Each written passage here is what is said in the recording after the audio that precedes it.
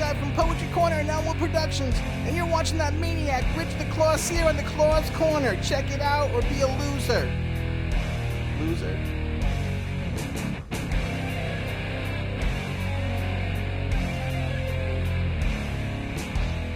Welcome to the latest episode of the Claws Corner. On today's episode, you get two great guests for the price of one. My first guest is a great comedian that first got her start by taking a class at the legendary and unfortunately now defunct Caroline's on Broadway.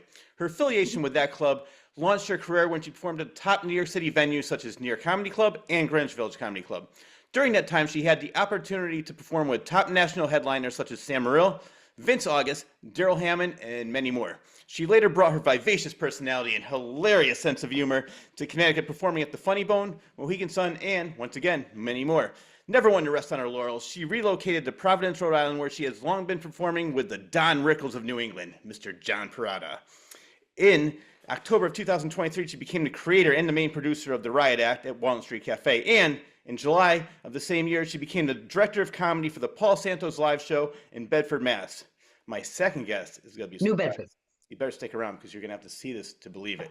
As you see, I have a hell of a lot to discuss. So what am I waiting for? Let's get right to it. Without further ado, please welcome the exceptionally talented and the extremely hilarious Joanna Rapoza to the Claws Corner. Joanna, how the hell are you? Thank you, Richard. It is so good to finally talk to you and hang out again after the interim years after COVID. But we had so many good times in Connecticut. Oh, yeah. And I credit you and all of your efforts at producing and bringing great comedians together all around New England with, helping me get more established in the state of Connecticut and hook up with some of these other producers.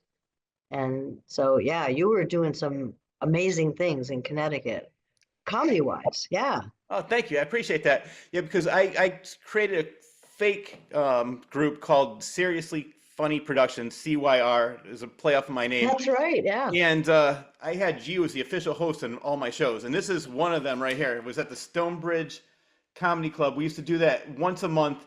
You know what I love about that is I don't know if you want to call them fans, friends, a mixture of both.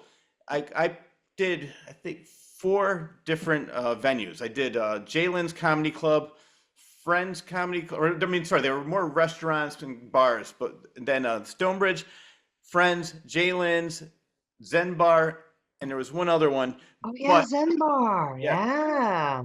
And they said every one I did was the biggest show they had. Then the next month, they said, oh my God, this is the biggest show. I remember one time we hosted at the Stonebridge, and it wasn't supposed to start till 7:30 or 8 o'clock. At 5 o'clock, there was a line outside, and the owner goes, I have to bring extra help, and I didn't realize it was going to be like this.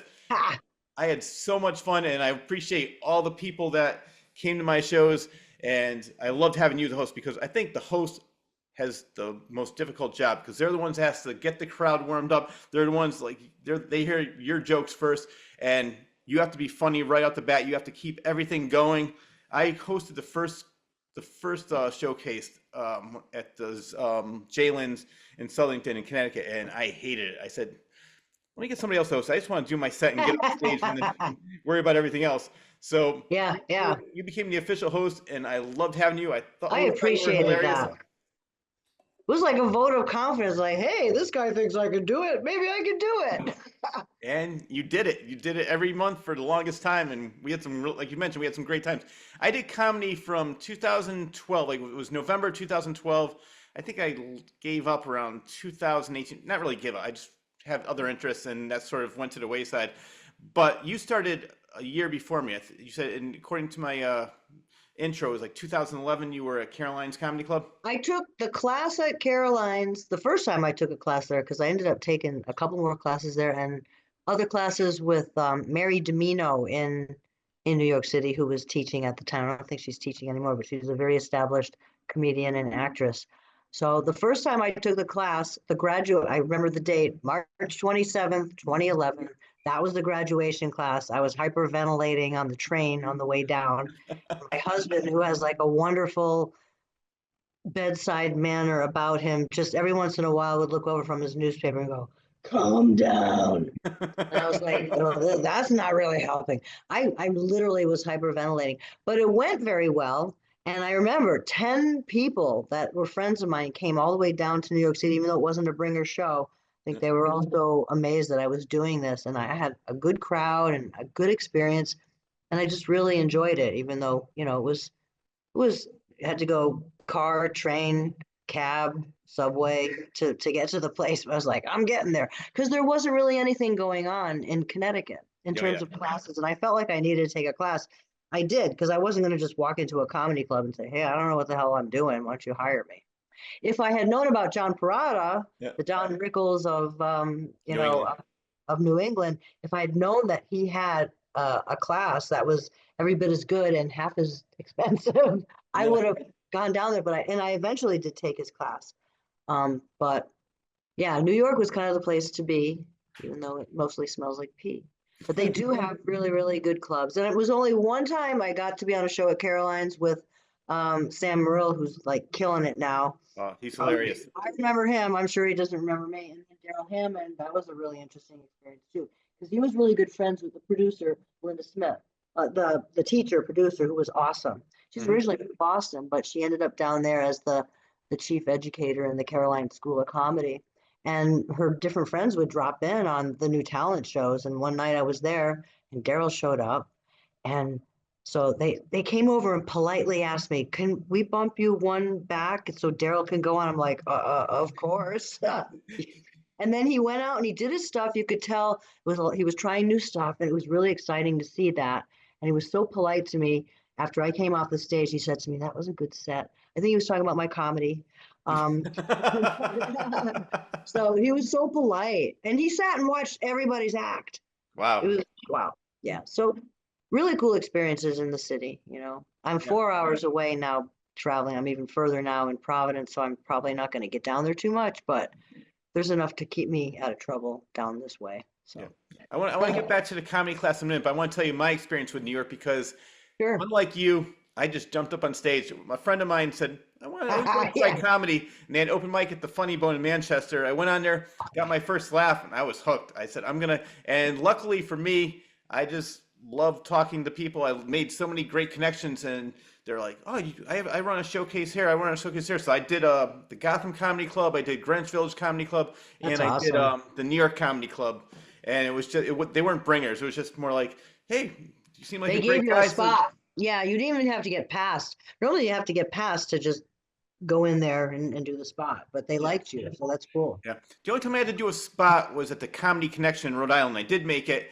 It was supposed to be with the Don Rickles of New England, but there was another host that time. John was off that month or whatever it was. There was somebody else that was Yeah. hosting. I can't remember who it was now, but whoever was did like me, and I played there a couple times, but I never did work with John, but I have met him several times. Yeah. Great guy, yeah. Yeah.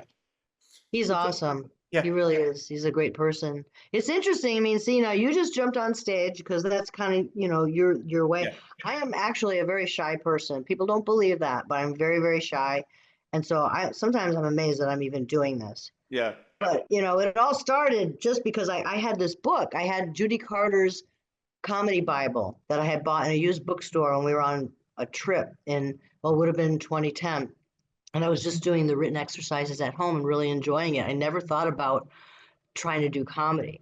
But then this sort of traumatic thing happened, unfortunately. My neighbor, I lived in this nice little neighborhood in Glastonbury, and our neighbor died just suddenly. It was a kind of a freak thing. He was only 51. The whole family had been sick. He was in the hospital and he picked up a MRSA. And the Oh, MRSA, he got sepsis and it went to his heart and he died. And we were all in shock. Just, I mean, for months. Couldn't believe this happened. And that's when I said to myself, I got to take a class. I just want to take a class and see if I can do this. I made some calls. Nobody knew about what was going on in Rhode Island. So I went down to New York City and that's how that started. what did the class teach you? I had some of the basics already from this book, but Linda Smith, like I said, was the teacher. She had been a very established comedian herself.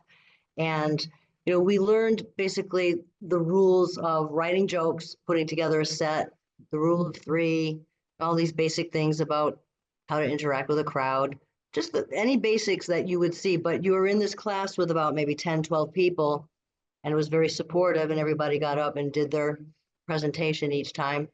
And Linda would give really good feedback, as well as people in the class if they had anything to say. And it was a good way to sort of get initially immersed into the process, as opposed to just walking into a comedy club where you're really going to end up, unless you're super confident like you Yeah. in terms of dealing with people, it could be tough. Although I know other people that have done it. It's about your personality. Yeah. I felt like I had to do my homework before I could get out there and do what I'm doing. Yeah. Well, as you mentioned, like I'm more outgoing, and I have all the things I've done over the years. I was a lead singer in a heavy metal band. Yeah, right. I did radio for a while. I did stand-up comedy, did motivational speaking. I wrote a book. Then now I'm doing this. So all the things I have, I just love the crowd. I love it, and I'm Right. always confident in myself. And with comedy, my feeling was like, you know what? I think it's funny. If they don't like it, if they didn't laugh today, they'll laugh tomorrow. And I've always had that attitude. And there's shows that went horribly wrong, and shows that were great, where the high was so high that I couldn't get to sleep the whole night. It was like 3 o'clock in the morning, 4 o'clock in the morning. Right. Like, I was still riding that wave of know. so. But other shows, like, just see two people in there just staring at you, like, make me laugh, asshole. So it's just, Right. but that And never bothered me. that's why I always thought, I wish there was some way to develop audiences to Yeah, be a little bit more, there are the great audiences, and then there's some that you want to say, why did you even leave your house? yeah, You just seem, I'm so desperate to laugh. So I'm listening to everything everyone says, and I'm very generous with laughing. I do notice that some comedians are not always so generous about laughing at each other's jokes. oh, yeah, That's a subset. And that's just regular people too. So, we just, it's gotten a little bit more difficult over the years since I started to make certain jokes in public too, because audiences have gotten more divided. oh my, well, yeah, that's So it's another, always we'll talk about, about that. I think right? that's horrible. It's, I mean, why does everything have to be either us, them, or I believe? It's like, you could just, to me, if it's funny, it's funny. I could care less if I like what you're talking about, if I don't like, as long as you make it funny. Like, I have plenty of jokes about people I hate, plenty of jokes about people I like. It's, Right. so I'm not gonna go, but I know exactly what you're talking about. The open mics were horrible because everybody thought they were funnier than you. They refused to even give you any kind of acknowledgement because, like, oh, I'm much better, I'm much further along than you. I'm not gonna laugh at you. It's like, you know what? We're all doing the same open mic, so don't think you're better than everybody else. I used to get so angry. Right. And what I found out, I want your opinion on this, because I've done, as I mentioned off the air, I've done 9 different states. I did Connecticut, New York, New Hampshire, Rhode Island, Massachusetts, Maine, New Jersey, Tennessee, and there's one other one I can't remember. But I found that Connecticut is the most clicky. I did not like Connecticut. Out of all of them, I love going to New Hampshire. I love going to Maine. I love going to all these different states. But Connecticut, every time I came back here, everybody thought they were the best comedian in the world, and everybody thought they were better than everybody else. The funniest comment I ever heard was, well, I've been doing comedy for about a year and a half, so I'm not doing any shows that I don't get paid. And I laughed out loud. I said, you're never going to do any shows. Most of the shows I didn't get paid. I would drive 4 hours for a 20-minute set, and I had the best time at so many great people, and it was worth it. For sure. Yeah, no, that's way too snobby to expect to be getting paid on a regular basis with just 1 year in. Unless, I mean, there's a wide range of talent, and there might be somebody that they just are a natural, and they click with people that will give them spots. Yeah. Typically, that's not what we see. Yeah. Did you have the same opinion as me in Connecticut? Did you? Regarding Connecticut, initially I thought you were talking about Connecticut audiences. No, Connecticut comedians. I thought they were very cliquey. They had like little groups, and if you didn't belong to these little groups, you weren't good enough for them. And I just ignored all those groups. As we talked about off the air, or even in the beginning, is I just started doing my own comedy shows because I wanted to work with the comedians that I respected, that I thought were hilarious, and I loved doing shows with them. So I said, I don't need them. Let them come. No, you did exactly the right thing, and I'm forever indebted to you for doing it that way. And I do see other comedians doing the same thing. It's a way of taking control a little bit of your bookings. And then also once you start producing and booking shows, then it becomes like a sort of an exchange situation with, you start getting booked more yourself. And I never wanted to be like producing as many shows as like what you were doing, but I did do mics in Connecticut. So I was involved with mics in my town, and then I got involved with some folks out in Western Connecticut, and I was doing a mic out in New Milford, and that was kind of fun. But that's kind of like a little bit early in the comedy career, where it's just kind of get your feet wet and get to know a lot of people, and it's a great way to network. Definitely. Yeah. So, and right now, what I'm still not producing like paid shows or anything, but as you mentioned, I am the comedy director for Paul Santos, which is really exciting. And then we do this monthly show up in Lynn, City of Sin, something about you don't go in the way you came out, or something like that. I can't remember the way it goes. But my good friends up in Lynn and I produce a show too. Well, Patty Punch, who you Oh yeah. also invited me to. Oh yeah. And her husband Danny Gill. Danny Gill, right? So we have a blast up there on Thursdays, and we actually somehow make money, even though it's just a curated mic. But it's because we have a very devoted audience, and the owner passes a hat around, and I share the proceeds with everybody. And people are like, "This is a mic. You're giving me money?" I'm like, "Yeah, well, you gotta drive home. Here's some gas money." Well, that's what I thought was funny. There were comedians that were getting mad at me because I would give money to everybody that I tried to. I mean, sometimes people would take off before the show was over, so I said, well, you're not Right. getting paid. But then Right. these other comedians like he's only been doing comedy for 6 months. He shouldn't be getting paid. It's like, what are you talking about? Oh There God, was that's crazy. I laughed. The people were getting So so angry at me, and I said, you know what?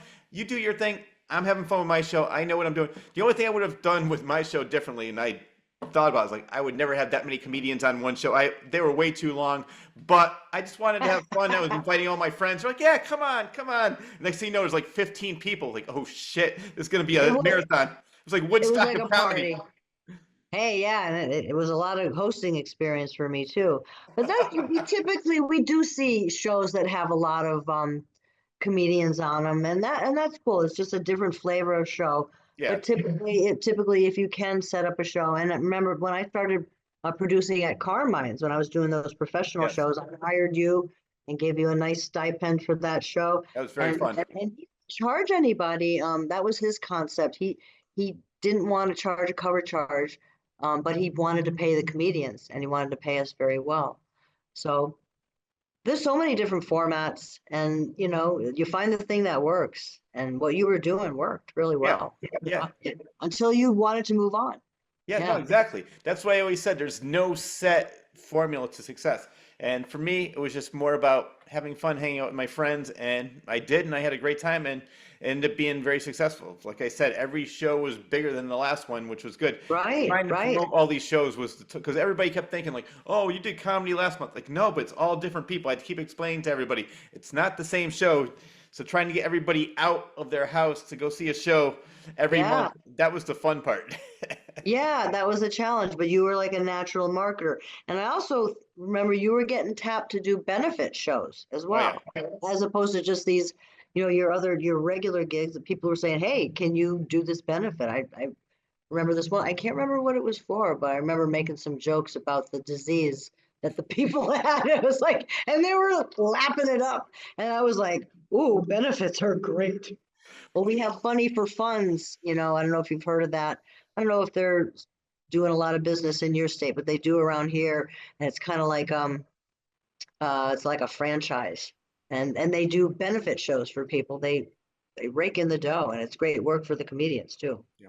No, I realized that benefits were the best because it was for a great cause and people want to laugh. So it was a great combination. So people would go to support the cause and then they'd see comedians. The worst experiences were not even the ones I booked, but playing shows at restaurants because people had no idea what was going on. I remember this one woman would not laugh at all. Then I found out later she thought it was going to be a magic act. And then when I got up on stage, she put my hand in her face. Oh, that's funny. Got so angry. So restaurants were the worst for me, but I still even at my worst shows, I still had a good time. That was it. Like Yeah, it really that's the bothered me. thing. Yeah, You just have to have that attitude of "I don't give a fuck," pretty much. That's yeah, audiences like to see a comedian who's both enjoying themselves and doesn't give a fuck. You have to walk this really fine line. What I've noticed in the venues where there's a bar adjacent to the performance area, that's always tough. There's a yes. bar, just the acoustics of it kind of doesn't work. But they're kind of jamming comedy into all kinds of places these days, so you can make it work if you really want to. Get a good light, get a good sound system. One of my favorite comedians, I think he started in New York just like you, but he moved to Connecticut, was Artie Robb. Unfortunately, he's deceased now. Oh yes, Artie. But he's a Yeah. great. But he used to put me. He goes, Rich. He goes, I love your act. He goes, anytime it doesn't work, you just shove that hand in people's faces. He goes, anytime I have a stage, you're on it. And every time he had a show like in Springfield, he had another one in Hamden, he had another one. He always goes, Rich, if you can make it down, I'll give you 20 minutes or 15 minutes, whatever it was. So Yeah, I yeah. very, very appreciate it. He's definitely, and like I said, unfortunately, he's deceased now. But I I mean, know. he made it a career for. Like, I think all he was doing was comedy for the longest time. He was making money off it, and he was hilarious. I always, He I always helped a lot of people too. He yes, did. exactly. I remember him jangling his change in his pockets. He'd be up there talking, and he's like jangling his change. And I know some people that were very close to him, Yeah, just loved him, devastated that he passed away. yeah. So it's just the only reason I brought that up was because you mentioned like people love people that don't give a fuck, and it was just like that's what Artie loved about me. He was like this. Anytime it Right? doesn't work, you just go like this, and people start like the funniest show I ever did. I don't know if did you ever play a hostel. I did. I used to do one in New York City. There was a hostel in Manhattan somewhere. I don't even remember Never. where it was, but it was. I had a great time. But it's filled with somebody from Switzerland, from France, from Oh all yeah, over the yeah, world. yeah, yeah. And finally, everybody's just staring at me one time, and they don't know how to laugh. I start going like this, and they're like, I said, the universal language. The claw. So well, I want to go back to the two things that you mentioned. One was the Paul Santos show, but I want to talk about the Riot Act first with Patty Punch and Danny Gill. Is that what's Sure. still called? Because now you said it's more of an open mic with you, It's a Patty, and it, Danny. it's a curated mic, which Yep. means it's a booked mic, Yeah, well, so it's really a and show then, I think. we have enough time to have 15 comedians, including whoever's hosting, Yep. and Patty and Danny and I shift off on hosting, and Yeah. either Danny or I close. But I usually put Patty in the middle. I set the order and I do all the scheduling and that kind of stuff. But the way it came about was I initially had said to them, let's just get together and pitch jokes to each other once a month or something, and we can video ourselves, and then I'll edit it or I'll give it to my friend's son, who's he's a whiz kid with all that stuff. I said, we can come up with a cute little video. We'll call it the Riot Act. And I just had this concept and I thought it'd be fun. They didn't want to do it. They just didn't want, they didn't, couldn't, I don't think they could really conceive of what I was talking about Yeah. because it's kind of a new concept. So, and then what happened was, there's this place called the Walnut Street Cafe, which is wonderful, where the Riot Act happens. And they have various shows that they do regularly, like music shows. They had a comedy show, it just never worked out. They have a poetry show. There's like these really refined people up around Boston that like they legit writers and poets, Wow. published poets and shit. So we would go, it's called the Speak Up on Wednesdays with Dave Somerset, great guy. Hey Dave. And so and they were all poets, but Patty and I would go, her real name is Margaret, but we'll just call her Patty because that's her stage name, Patty Punch. We'd go and then we'd sign up and then we'd each do our, 5 minutes of comedy. And they were so nice, all the poets and stuff, and they laughed at all our jokes. Dave has the best laugh. So we were hanging out there. I'd come up every couple months and we would do this. Of course, I think Dave has his show every Wednesday as opposed to our show, which is once a month. So I got to know the owner. We were chatting. I said, are you interested in doing any kind of comedy thing? He said, sure. And I pitched my idea to him. We started in October of 2023. We just had our 16th show Wow. last week. We get like standing room only. It's a small place, but we get standing room only. There's regulars, there's comedians that come by to just watch. We do have 2 walk-in spots each month, and comedians get up to 7 minutes. And then Jim, that's just he's the owner, it's his thing. For every show, he has this cool hat that looked like it was owned by, the Velveteen Rabbit or something. And he passes it around. It's a really hip place. And then he gives me the money. And I'm like, all right, I'm out of here. No, I figure it out because I used to be an accountant. And then I give whoever hasn't left, they get some money. And everyone loves it. It's like, Yeah. the thing is, it's a really good listening room. Everybody listens and everybody's respectful, which is very much unlike a lot of other mics. Yes. I see so much arguing amongst the comedians about these various mics. And I'm like, I'm glad. I'm glad I'm just too old for this shit. And I also don't give a fuck. And I'm not trying, and I don't have any like illusions of becoming like super famous or Oh anything. yeah. I do this because I like to create the jokes and have the experience, like, like you said, hang out with your friends, have a great experience, come home, eat candy, Yeah. smoke pot, something like that. No, I always said the same thing too. I said I never ever had these grand illusions that I'm gonna make it big. If it ever happened, I'm not gonna stop it. But I didn't go. There was these comedians that would go, I'm much funnier. Why do you have me opening up? I said, well, I like having you open up because you get the crowd warmed up. You're the first comedian. Oh, like they got so insulted that I put them in first instead of like third or Ah, fourth. It's just I dealt with a lot of egos, just like you're doing right now, right. and it's just who really cares? Is just go out there, have fun. Nope. For the most part, nobody's gonna walk into some club and say, "Wow, all right, I want to sign you to a 5 Comedy Central special deal." It might happen, like you said, No, but for the most part, just go up there and don't worry about it. Just hang out with your friends, have fun, and then eat some candy. I like that. right, right, right.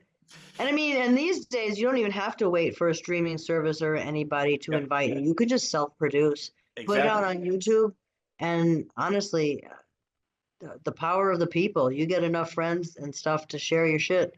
Yep. You know, Yeah. Well, I want to talk about that because another friend of ours, Marcelino Moose Hill. I still yeah, talk to. Moosey. Yep, Moosey. So he said that now all these comedians, you have to submit a video before you're even entered into the club. Is that correct? I mean, it depends on the club and the booker. I don't work in a lot of clubs. I'm sort of like in the, I guess, the private sector, you could call it, Yeah. because there's a lot of shit going on there. Yeah. But the bigger clubs, that usually you got to get past. You got Mhm. to know the booker. Yeah. Initially, you might need to bring some people.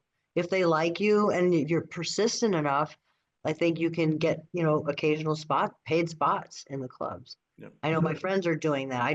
I haven't wanted to pester people to do that. I like my little niche. I like what I'm doing and it's enough, because I'm Yeah.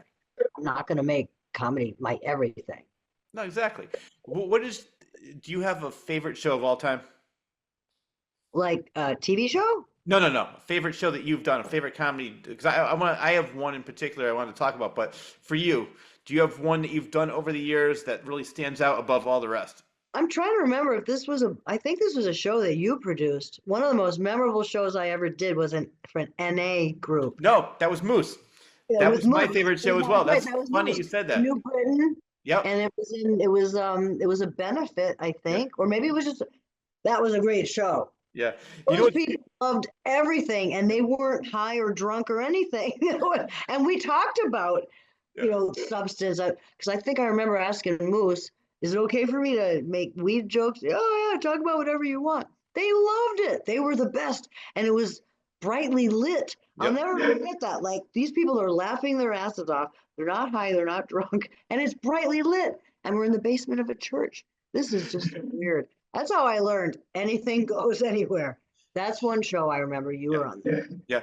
Well, it's funny you said that because I love that show because I sold, I think, 10 DVDs at times. I came out with the Claus Chronicles. But I remember people were loving it so much. But like wherever I go, I'm always taking pictures, getting pictures with people. I walked in there, I'm taking pictures, and they're like, what the hell? This is NA. I'm like, completely forgot about it. Oh, By the end of the yeah. show, everybody's like, no, I got to get a picture. I have to get a picture with you. And yeah, that was a really fun show.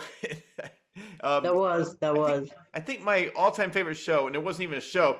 I was visiting my friend Tennessee. There's a huge famous comedy club down there. I can't remember. I'll think of it after. But we went to go see Jeff Ross, the roast Yeah. master general. The roast master, yeah. Yeah. So he goes. This is years ago. He goes, I'm going to try something new, which I think he does all the time now. He goes, I'm going to bring people up on stage and I'm going to roast you. So I ran as fast as I could. I just made it. I was like the last person on stage. So then he's looking at me. He says, what do you do? I said, oh, I work by day and I'm a stand-up comedian by night. And I hear people go, give him the mic, give him the mic, give him the mic. And I said, it's my big break. And he looks at my hand. He goes, it looks like you already had your big break. He starts making jokes about me. Oh, wow. So he goes, when you have something funny to say, I'll get back to you. He roasted everybody else, comes back to me and goes, here you go. And so he let me do 10 minutes of my set. The crowd was screaming and yelling so loud I couldn't even hear myself. Everybody loved it. And it was funny because afterwards he was doing a show. I went back to my seat and he was telling everybody, he goes, my friend's band's playing down the street. Everybody should check them out. So my friends who I was with, like, let's go check out his friend's band. I walked in there. The band stopped. He goes, hey, not only is he a great dude, he's a hilarious comedian. They brought me up on stage. When I went on stage there, Jeff Ross walked in. He goes, what the fuck? He goes, you follow me everywhere I go, you're there. He was the coolest guy. And that was the best 10 minutes of comedy I ever did. I bet. Oh my God, that sounds amazing. But the funniest thing, I want to get back to the other show. I almost forgot about this. Because where I work, people would say, oh yeah, you do comedy, this and that. They'd always be making fun of me. And there was somebody walks into where I work and goes, the claw. And everybody's like, maybe he really is a big comedian. And I started laughing. I found out that he was one of the people that was at the NA show. He goes, that was the funniest shit, man. I want to thank you and your friends for coming. Great show. Yeah. So I forgot about that this was probably about 2 years later. He remembered me from that show and he goes, wow, yeah, you and your friends were awesome. Yeah, we all killed it. Yeah. That was such a good feeling. Yeah, when Moose asked me, I was like, are you sure? He goes, oh yeah, man, come on, this is gonna be great. And that's why was he right? Yeah, but it was funny because afterwards they were like, oh man, you should book a show here. And then Moose was like, hey man, this is my place. No, I'm not, I'm not trying to steal your show. No. We have to respect the territories, right? I know, exactly. Comedians are very territorial. Oh yeah. I observe the wars. Yeah, I've gotten people say, oh, I used to do a showcase there. I said, when was that? 5 years ago. So I said, well, sorry, I'm doing it now. Right. I get these emails. Oh man. Yeah, it was like, I didn't know that. That's funny. Yeah, I just ignored them. I was like, you know what? These clubs are asking me, or these facilities are asking me, and I could care less. Even if, and that's bullshit. That's bullshit. If something was a few years ago. Oh, I know. I ran into an issue with there was a bar in the next town over here, city over here, I should say. Yeah. And it was another comedian was doing shows during the week and he didn't want to do stuff on the weekend. And I came in there to support the things during the week, and the owner approached me, which he probably shouldn't have done that, and said, would you like to do stuff on the weekend? I said, well, let me, talk to my colleague. And he was kind of upset. And I said, totally understand. I probably should have even just said to the owner, no, you're already dealing with this person during the week. You should also deal with him for the week. Yeah, but that's how we live and learn. And I don't think I've really pissed I didn't really piss him off. I try not to piss people off. Yeah, but the thing is, he doesn't want to do anything on the weekends. So I think it's a great thing where there's nobody else doing anything on the weekends, and then you can also say, you know what, if you're not busy during the week, check out this, and then you could cross promote. So I thought I would have been happy to cross promote and sort of cross, have the duo there, but but people are touchy. So I found that. Well, yeah. So you got the Riot Act with Patty and Danny. Another thing you mentioned is, who is Paul Santos and how did you become involved with that show? Oh, Paul Santos he's actually an attorney who's has a very established practice in New Bedford, but he's also he's like you. He likes people. He likes to get out and interview. He likes to do that kind of stuff. He loves sports. He's got a lot of family and friends in the area, and he's kind of always aspired to be like a talk show host, kind of like a Jimmy Kimmel, or we call him the Portuguese Johnny Carson. He's Portuguese, and there's a lot of Portuguese in New Bedford, and so I think a couple of years ago, his show has evolved a little bit in terms of the presentation and the streaming and the location stuff. But now he's been pretty much established. We have the back room in this restaurant called Mikey B's in New Bedford. It's a wonderful restaurant. And he got them to say, hey, you can use our back room on Mondays. Most Mondays, he live streams and tapes the show, and then he edits it up and he puts it on local cable channels as well as the ABC affiliate out of Providence. And so it's a variety show, very much like what you would see on late night. He's got a band who's excellent. He gets guests. He'll have notables to talk about different topics, usually have a musical guest, a comedy guest, who I'm responsible for finding. And then I'm his on-air sidekick. Yeah. I just stand there and be funny. And and it's a blast. It's like such a blast. You can't believe how fun it is. Well, I haven't seen the full show, but I watched the clips on your Facebook, and I love it. Yeah, yeah. And he's He's got a he's great got the editor. band, and they're always laughing at his jokes, and then Oh my God. they pan over to you, and you have a little comment here and there. It's hilarious. There's a great, it's a great camaraderie, and it's Yeah. just a great he writes a fresh monologue for every show. It's most every week, and he does that all by himself. It's like he doesn't have a staff or anything.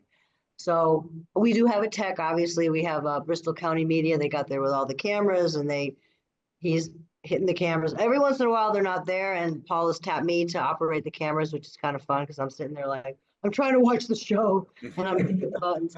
But it is so much fun, and we have a lot of family and friends in the area, so they come out to support. The food is really good there. Try the what am I? I'm trying to think of like fried fish. I love fried fish. I love any kind of food. Yeah, So yeah. you can Fish and mention anything, fish I will and be there. chips. Fish and chips. Yeah, and I mean, actually, you should talk. Paul would love to have you as a guest. I mean, you're way, way further west, so it's be a big haul for you. No, But if I'll you ever drive. be in the area, yeah, well, I'll put you in touch with Paul. No, And you please. can be interviewed as a interviewer, author, and everything else. Yeah, no, I would love that because That'd be I've watched cool. clips, and I would I could be wrong, but I think there used to be an open mic there years ago, and I think I did an open mic there. That sounds so familiar. There might have been. I wasn't aware of that. Yeah. There might have been. And they do have other events, obviously, on other nights. But yeah, well, we'll talk later about that, and I'll put you in touch with Paul.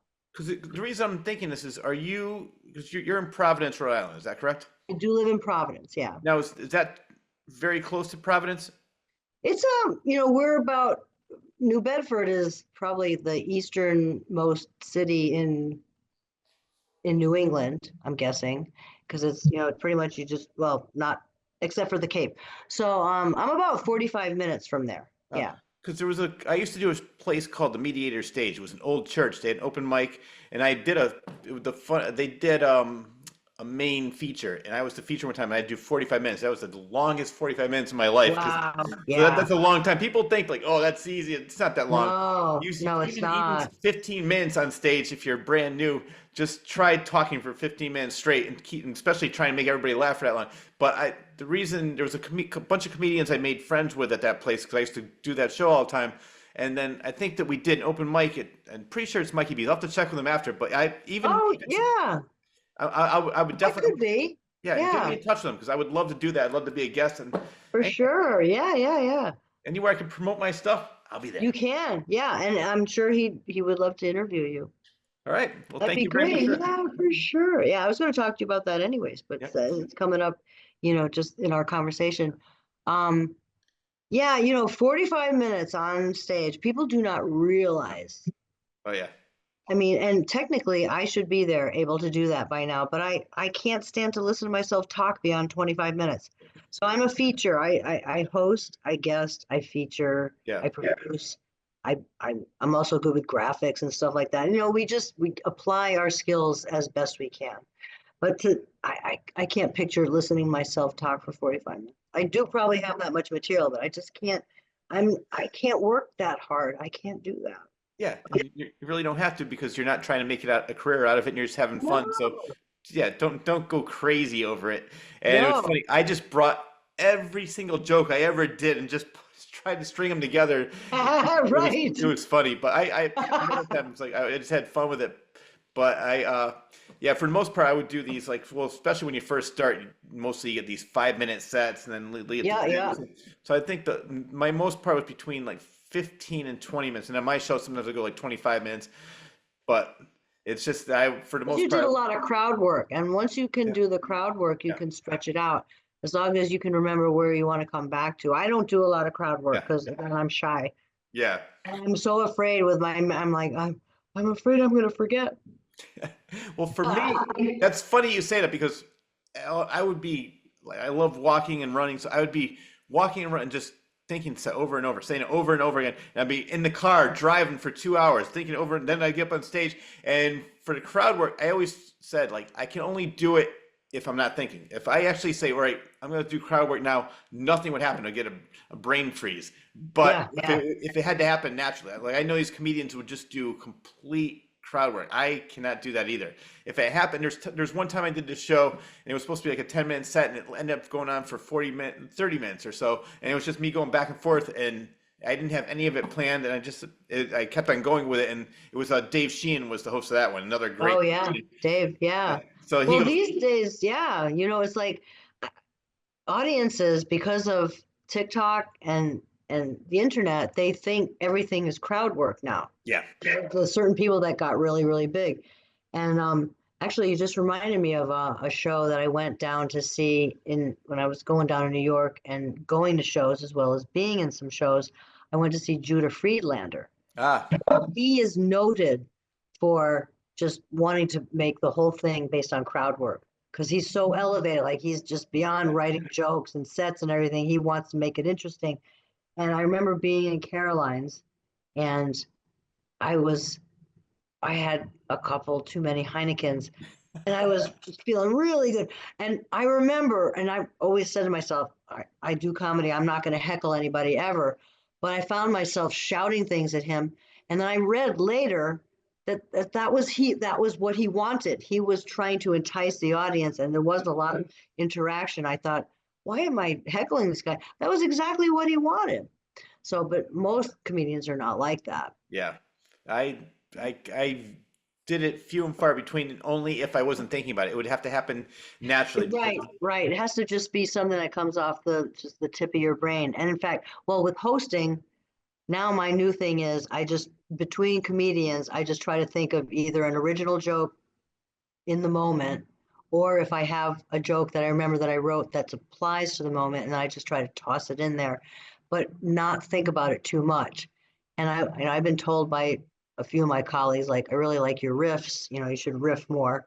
Yeah. And so, whenever I can, I do. I try to do all new material as much as possible at our monthly thing up in Lynn, because there's no better place to try it. And a lot of people wonder how to get their test jokes. You go to open mic and can be very hostile, and you got the string of new jokes and everything's kind of like deflating the room. You are not going to get a good read on whether or not one of those jokes might be really, really good. So I've decided the best way to test new material is to, when you have a professional show, have your tried and true set. But if you have a couple jokes that you can wedge in here and there, that's a good way to find out if they work. But you don't want to, obviously in a professional show, you don't want to try a bunch of new material. You want tried and true. Yeah. And for me, lately, I've been asking to host some open mics, not with comedy, but it's more with just open mics with music, poetry. Yeah. So I would do exactly what you're doing while they're on stage. I would think of something about them, riff on that, and then that would go right to the next segue right into the next performer. Then that performer's on. I would think of something like just one line. So it's not like I'm doing comedy as a set. I would just do 2 or 3 jokes about that, and then go on to the next one. So I know exactly what you're talking about. It's like just try to think of something and then sort of pass it on instead of like trying to do 15 minutes of just nonstop jokes. Now, just like motivational speaking, sort of it morphed into that with another from name dropping a lot of people. Another friend, Paul Starbrat, started with that. Oh yeah, Paul. Yep. Hey, Paul. How's it going, Paul? Hopefully you're watching. Club. Yep. That Club. I mean, those are some great memories. We did some really fun things there too. Yeah, but he saw me at a show and he goes, "You'd be a huge inspiration to my kids." And I said, "What do you mean?" He goes, "I'm a teacher at this place called Abilities Beyond." So I started doing that, and then somebody saw me or heard about that, and he had me on his radio show or TV show and radio show. He has both cable access show. And he goes, "Oh my God, I didn't realize you do all that. You want to start opening up for me?" So then I started doing that.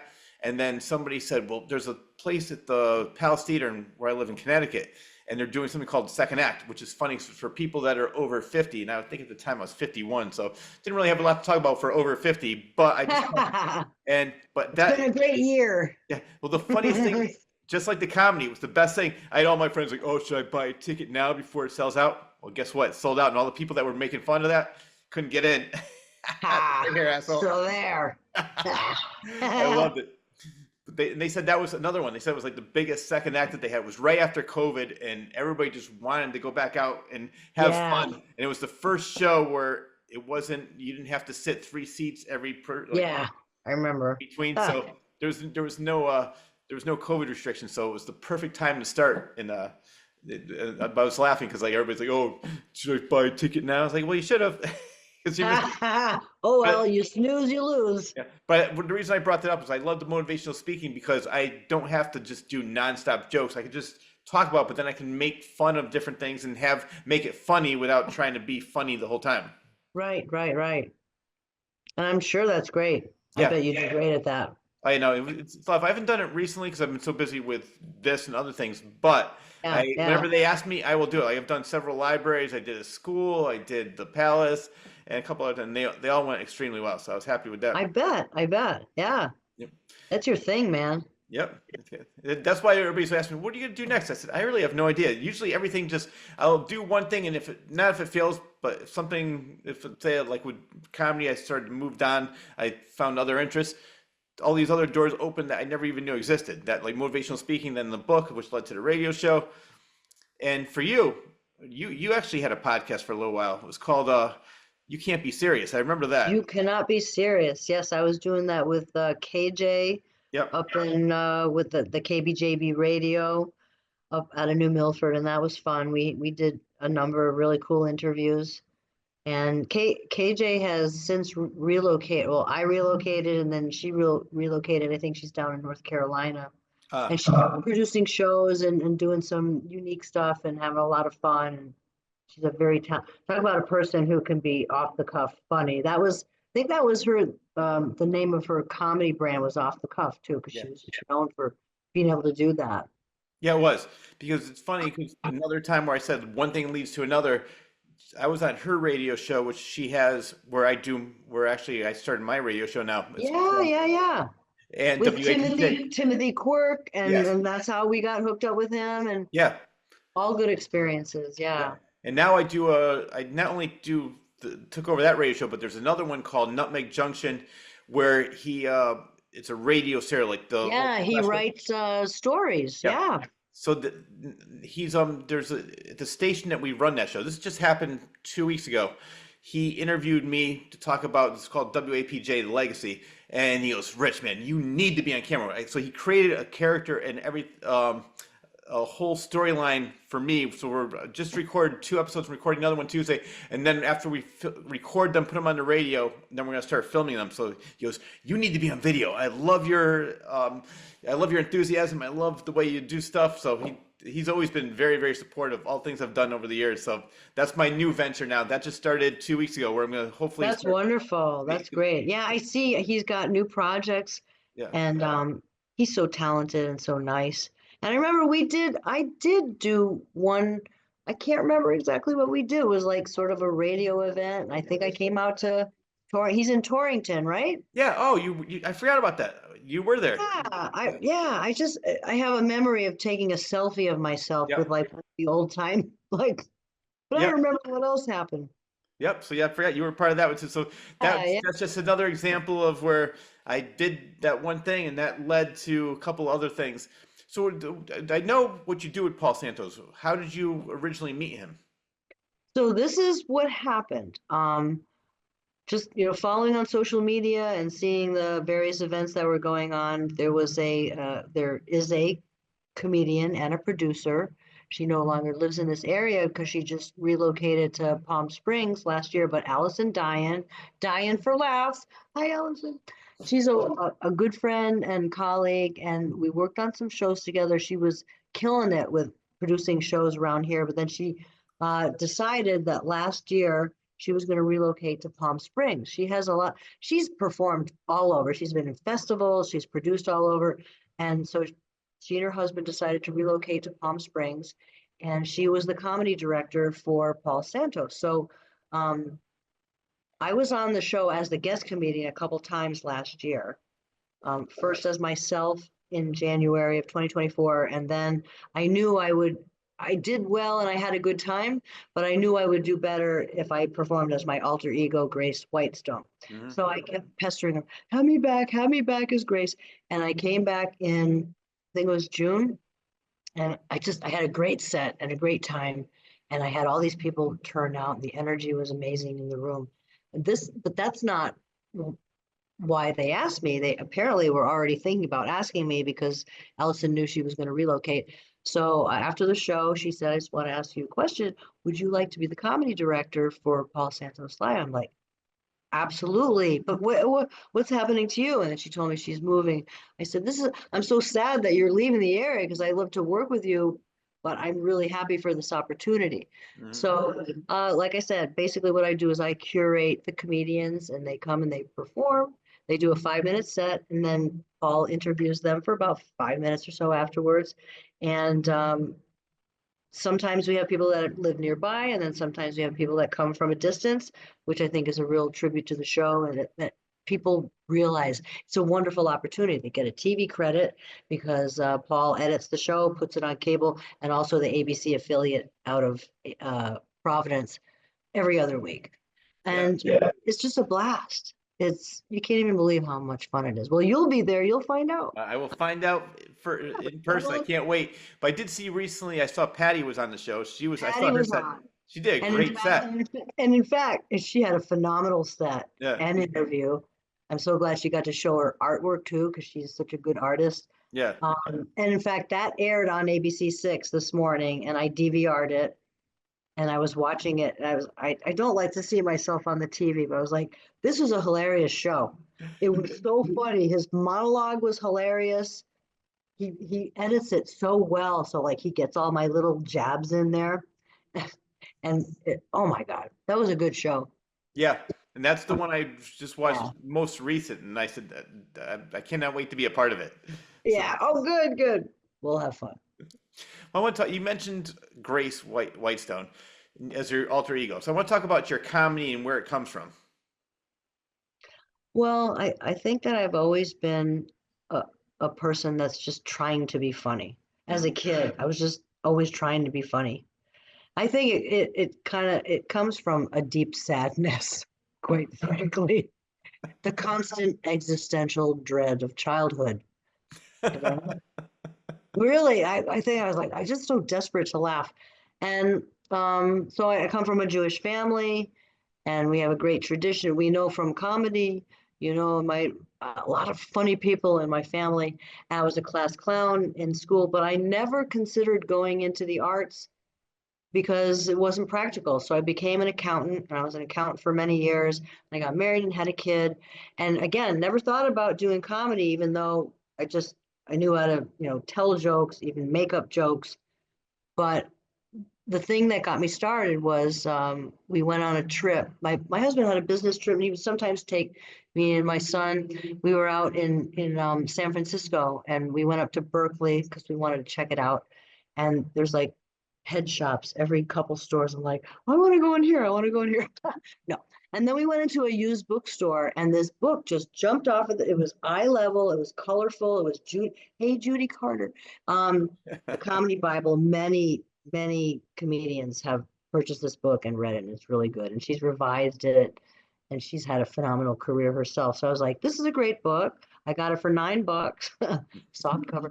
And then I took it home and I was writing the jokes, and I was like, I'm really good at this. Actually, I realized that I had one of my grandfather's cousins was a joke writer for Fred Allen, and Wow. nobody knows who the hell Fred Allen is. I didn't either, but he was huge in radio.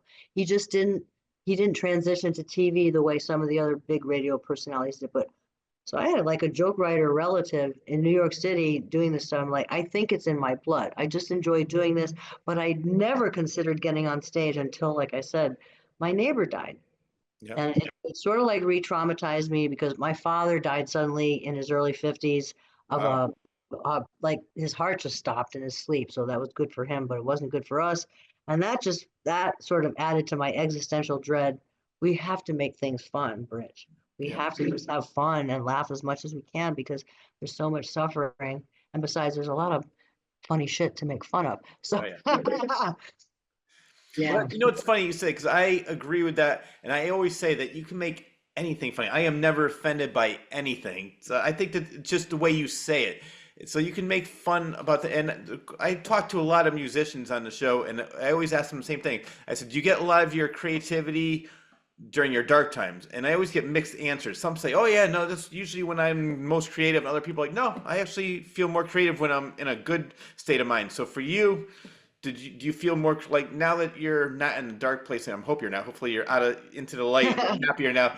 Is it harder for you to be more creative than it was when you're depressed and down? Well, that's a great question, actually, because I mean, we've heard over the years of Yeah. the suffering artist, and all this crap. And I said to myself, I don't want to have to be unhappy to be creative. Hmm. So I think it's just if you just decide that you're going to let the creative urge run through you. My mother used to talk about this. My mother was a very accomplished musician and singer and arranger, and she would look at people who are creative. She said they're just plugged in. They're all of a sudden getting that. She wasn't super religious, but you say like that divine message. And so I don't think that you should be either suffering or super happy to be creative. You should just say, I want to create and let whatever's happening in your life inspire you, whether it's something really sad or something really happy. And I kind of am trying to observe the quality of my jokes as I write them over the years. And I don't think it matters whether I'm super happy or super sad. I mean, I'm a chronic depressive, but and an anxiety ridden person, but who isn't these days, really? I know. The funny So thing is like I would never know. I've known you for years, and you're always just like you are now. You're always happy, friendly, all over. So it's just funny. I would never ever expect that answer from you because you hide it very well. I do. Because you know what? I said to myself, if I act really depressed around people, then they're going to be like kind of sad and they're going to make me sad. And also, in a certain way, we're kind of like animals and beings because if when we see somebody that's kind of sick and suffering, there's a part of us that's a little afraid and we want to turn away because Yeah. we don't want to get sucked dry, we don't want to feel bad, whatever. But we have to fight that urge and just say, I'm going to be strong and I'm not going to shy away from any of this crap. Yeah. And so that's why I do what I'm doing. But I mean, I still, the existential dread is worse than ever, Mm. especially now, once you turn a certain age, you're like, okay, how many years do I have left? But yeah, here I am laughing about it. But you have to. You Yeah. have to, because, I don't want to be a downer. No, and you've never been a downer around me. So I can definitely I've never seen you in a bad mood. Never seen you because I know what you're Well, maybe saying. you put me in a good mood. Maybe that's what it is. It must be my That's what sparkly it is. personality brings out the best in people. Credit for it. I also think, like, this is a weird thing.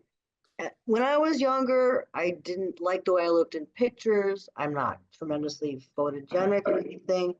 I wouldn't smile because I thought it made my nostrils stretch out across my face. But now, as I got older, I'm like, I'm just going to smile. I'm just going to force myself to smile. My teeth are not that bad. And then the more you smile, the happier you kind of feel. Yeah. Weird. We No, have to play these little games with ourselves, and it takes years and years to get to know yourself and how to trick yourself into kind of, you know, uh, feeling up because we could all feel very down yeah. all the time if we wanted to. Yeah. The funny That's is, it. people always make fun of me for this, but I love every picture I've ever taken. Well, you're photogenic. You're photogenic. You always look good at pictures. I just Yeah. love everybody's like, oh yeah, you're always so full of yourself. You just love taking pictures. Like I just love every picture. Well, half the pictures you're like this. I, I know. All you can see is my. That's maybe why I'm hiding everything. So for you, like, I want to know your writing process. Do you sometimes sit down and say, all right, from 3 to 5, I'm going to try and write some jokes, or does it have to come to I you wish naturally? Yeah. I wish I were more disciplined about just about everything. But Yeah. I know that every day I'm going to write down a few jokes. Usually it's first thing in the morning Hmm. because I wake up early and usually there's something in my mind. I'm thinking about something and then I think of a snarky remark and then I'm like flesh that out and then, oh, that's a joke and I'll write that down. But it's no set time. I mean, it could happen Yeah. any time of the day. I read that Jerry Seinfeld talked about how, every day he got up and he did like a half an hour, just write whatever. And I'm like, oh my God, my phone is already clogged up with so much shit. I can't do that. I'm only going to write when something is funny. Mhm. I have like a ticker tape going in my mind all the time. It's like a narration, it's a humorous narration of everything. I think everybody does that. And so at some point, you just say, "Ooh, that thought was funny. I'm going to write that down." And sometimes when you're having a conversation with someone, you'll have an exchange and you think, "Oh, that was something. That's a nugget. I'll write that down." So there's no real process. You just have to trust that the shit's going to come to you and you have to write it down. Yeah. Not this. I'm just gonna sit and write for a half. I'm not to crap on people that do that because maybe that works for them, but that doesn't work for me. No, same thing with me. I could never ever just sit there and write because, as I mentioned before, try and do crowd work. I would have the brain farts. But when I'm not thinking about it, it'll just come to me, and I'll think of like 15 different things that are funny. I'm like, all right, I got to go home and write this down right now if I didn't have Yeah. my phone on me. So I'm exactly the same way. Who is growing up? And we'll ask you first. In the past, who were your favorite comedians growing up, and now who are your favorite current comedians? Growing up, I was so very influenced by George Carlin. That's my all-time favorite. Yeah. I mean, he's the greatest, pretty much. Yeah. There's nobody else that has stayed relevant over 50 years like that. He always, like, I'm sure you know the story just as well as I do. I'm sure, like, he started off doing the comedy duo with Jack Burns, suit and tie, doing these jokes, and then he says, you know what, which I think is funny because at that time he goes, I want to be a little bit edgier. He started to grow the hair out, started doing. Yeah. When I'm going to go to colleges. Now these comedians are like, I want to be edgier. There's no way I'm going to the colleges. They're way too uptight. It's just the opposite now. Right? Isn't it crazy? Yeah. It is nuts. Yeah, no, I mean, I know it's so weird to think that he was in a duo and then that didn't last very long. No.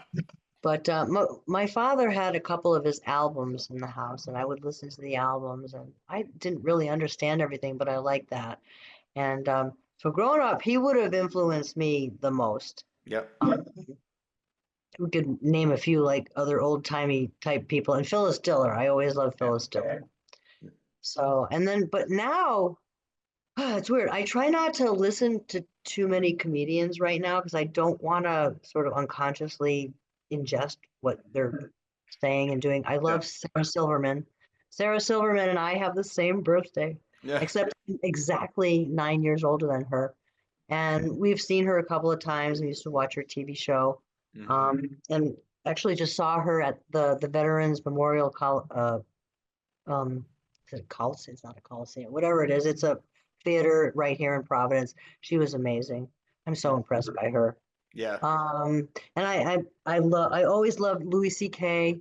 And I would say he probably still is one of my number one, even though he had his his scandal and stuff.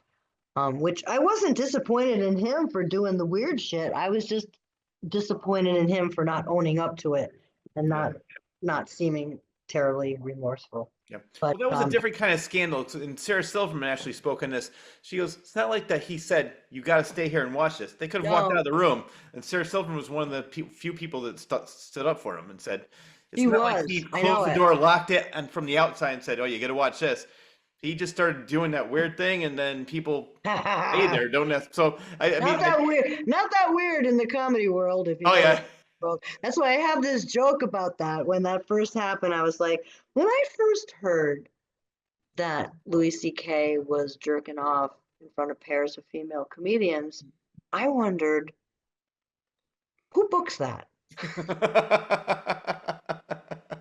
If Louis C.K. had asked me if he wanted to jerk off in front of me and another woman, I would have sent the other woman away. Otherwise, it's kind of weird. That's what made it weird. It's like I loved that joke, but I was like, no, the comedians do shit like that all the time. I just didn't like that he tried to sort of like turn those women into the bad guys. Oh yeah, that part I agree with. But you know what, they, like Sarah said, didn't you kind of know what was going on? It might have been that some of those women were trying to finagle some other jobs and they thought something would come off of those situations. It didn't happen, and then sour grapes. I don't know. Yeah. But the bottom line is, excuse me. Hey, shut up! Please. He can't even hear me because he's deaf. He knows I'm doing this fucking show right now. Sorry. I do not. You can keep this in, Rich. Oh, we're for the- keeping it in. I love this. Hey, when you've been married, hey, at least I'm not getting crop dusted. He's in the other room. So, anyways. But no, I just to elaborate on the Grace thing. So I brought Grace out maybe a year or two into performing because in New York City, I started when I was 49. And I just apparently I looked a lot younger than my material. I was talking about being middle-aged, all this middle-aged, woes and shit. And I got told by a couple people deep in the industry, they're like, you have really good jokes, but it's not hitting as well as it could because it doesn't line up with your appearance. Mhm. And something just right around that time, Phyllis Diller died. And I talked to dead people, not really, just it's like an imaginative creative process. So I'm like, hey, if I could talk to you, like, what would you say to me? And she said, put on a wig, talk funny. You've been talking to yourself like an old lady at times, more than you should, maybe. And that's my voice. It's my voice. And so I just started, Yep. the jokes land better by her. She's always done better on stage than me. Yep. And then I don't have to worry about doing my hair because I just put on a wig. Similar to Andy Kaufman and Tony Clifton. That's right. That's right. Although he never owned up. No. He never owned up. What I liked about Andy Kaufman is you mentioned off the air is that he's a purist, and I love the fact he would keep the joke going forever. And, Yeah. and finally, everybody thought that all these colleges at the time were like, oh, we got to hire Andy Kaufman. And he got so sick of it that he had his friend Bob Zamuda dress up as Tony Clifton, and then he would come out on stage, and everybody thought that guy was Andy Kaufman. Andy Kaufman's like, hey, what are you doing here? So it's hilarious. He just kept continually messing with people, and I love that about him. He really did. I love that kind of sense of humor. For all we know, he might still be alive. Well, that's funny that you said that because everybody's like, oh, now you're trying to cancer things. Like, no, I really do have it. Yeah, sure, Andy. Nobody believed him that he was actually dying. I know it. And then he went to Thailand or the Philippines or something, and he had the leeches put into his body and stuff. Yeah. I don't know, who knows? He's probably punking us all. I wouldn't doubt it. There was a big thing saying he was supposed to come back, I think, in 2012, and they had people waiting at wherever. There was some auditorium where they were waiting for him to go there, and Bob Zamuda was there, Andy Kaufman's brother. I think it was just more of a show, and they were paying respect to him. It was like the anniversary of his death, but oh wow, mostly people were saying that he's going to come back, and other people were actually really waiting for him to show up because they weren't sure. I just love the fact that we're still talking about him all these years later. He died. I know it. What a master marketer. Yes, exactly. Kudos, Andy. He'll never tell. Yep. It's funny you mentioned about like your jokes not hitting with middle age. For me in the very beginning, my jokes, because I have cerebral palsy, and my jokes were hitting, and I realized that somebody told me, like, because I used to hold the mic in my right hand, they're like, we never even knew you were handicapped, because that would be holding. So then I had this joke, like, handicap? Not handicap. Handicap? I remember that. Yeah. I remember that. The funniest thing that ever happened was, and Artie used to do this to me all the time. People would come, these drunk people would come, are you really handicapped? And Artie's like, man, he's just fucking with you. He's not handicapped. If you were handicapped, you'd be the funniest fucking person here. Then I'd walk away. And there was a show, my mother was there. I said, Mom, aren't you proud? It was funny, but people weren't sure. People had no idea. Like, I didn't even realize you had cerebral palsy because the way I did my set. Like, then I had to exaggerate the hand a little bit because yeah. When you hold the mic in my left hand, so I'm so used to holding the right hand, and it's just in a fist like this anyway, so it looked normal. And so the joke. You always keep them guessing. You know what I mean? Yeah. Exactly. Mystique is so underrated. And I don't want to sound like a prude or anything, but sometimes comedians get really personal. They talk about, I don't want to hear all the details of your genitalia and stuff. Yeah. We've done that. I mean, we haven't done that, but you know what I mean? It's like, can we have some mystique? Yeah. That's part of comedy is the hidden stuff. Yeah. That not everything is revealed, and it makes you wonder and makes you think. Yeah. And that's what makes you laugh. I think the people who do that just go for shock value, and shock value works maybe once or twice, then it gets boring.